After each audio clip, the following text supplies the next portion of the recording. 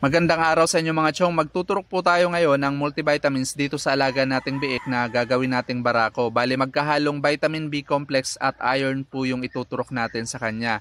Bali bibigyan po natin siya ng 2 ml ng vitamin B complex with EDE at hahaluan po natin ito ng 1 ml naman ng iron. Kaya 3 ml po lahat itong ituturok natin sa kanya. Bali ito po yung unang beses na tuturukan natin siya ng multivitamins mula nung nabili natin siya nung January 2. Napurga na rin pala natin ito nung nakaraan mga chong. Bali injectable na ivermectin po yung ginamit nating pamurga sa kanya. So bali paghahaluin lang po natin itong vitamin B complex at iron dito na mismo sa syringe mga chong. Saka po natin ituturok dito sa alaga nating biik. Intramuscular o direkta po sa laman yung tamang pamamaraan ng pagtuturok ng mga multivitamins sa mga alaga natin mga chong, at dito sa leeg po natin ito ituturok. Nakakatulong po ang pagtuturok ng vitamin B complex para mapalakas po natin yung appetite o yung ganang kumain ng alaga nating biik mga chong, at nakakatulong rin po ito para patatagin natin yung resistensya nila laban sa mga sakit. Kaya po tayo nagdagdag ng iron doon sa itinurok natin na multivitamins mga chong, dahil napansin po natin na medyo maputla po itong alaga nating biik. Kaya naman kailangan po natin na dagdagan ng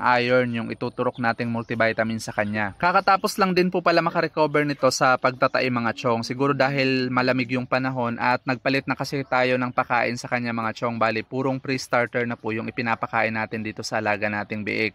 Kaya sakto po talaga na kapag after po makarecover ng mga alaga natin sa pagkakasakit, nagtuturok po tayo ng mga multivitamins para naman mabilis pong nakakabawi yung katawan nila. Sunod po na schedule ng pagtuturok natin ng multivitamins dito sa alaga nating biik mga chong ay sa ika 60 days old na po niya, at vitamin B complex with vitamin EDE po yung ituturok natin sa kanya. Kasabay na rin po nun ang pagpapalit ng feeds na ipapakain natin sa kanya. From pre-starter ay papalitan na po natin ito ng starter feeds. That's all for today's video mga chong. Thank you for watching and happy farming!